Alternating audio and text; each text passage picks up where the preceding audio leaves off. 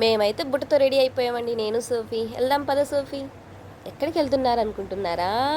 మా అమ్మ వాళ్ళ చెట్టుకి టమోటాలు అయితే కాసేసాయండి. మరి హార్వెస్ట్ చేయొద్దు, మరి ఇంకా స్టార్ట్ చేద్దామా?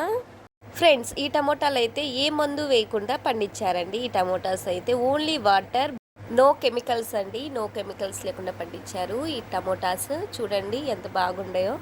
మా పాప అయితే నేను ఇస్తుంటే బుట్టలు వేసే పనిలోనే ఉంది. టమోటాస్ చాలా ఫ్రెష్గా ఉన్నాయండి బాబు. చెట్టు ఎప్పటికప్పుడు కోస్తున్నాం కదా, చాలా బాగుండే. ఇంకా ఉండే చూడండి, గుత్తులు గుత్తులుగా నిగనిగలాడుతూ పైకి కూడా వెళ్ళిపోయిందండి. ఇవేంటో మీరే చెప్పాలండి. నాకు తెలిసి ఇవి అలసంద బీన్స్ అయితే అనుకుంటున్నాం మేమైతే. లోపల అలసంద మోడల్లో ఉంది. ఇంత పొడుగు వచ్చినాయి అనమాట. ఇవి అయితే చాలా బాగా వస్తున్నాయండి కోతకి. ఒక్కో తీసేస్తుంటే ఇవి వస్తూ ఉన్నాయి. ఇవైతే బాగా గ్రోత్ అయితే చాలా బాగుంటుంది ఈ చెట్టుకైతే. చూడండి, చేపల్లాగా ఎంత పొడుగునుండే అనమాట. కోయడం చాలా ఈజీ అండి బాబు.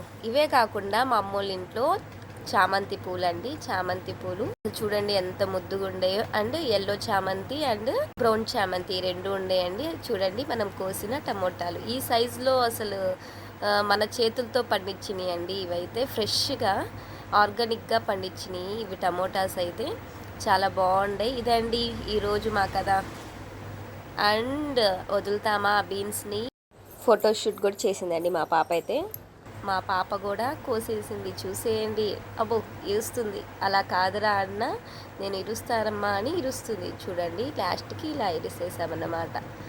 Okay, go for cooking. Thank you friends, thank you for watching. Bye.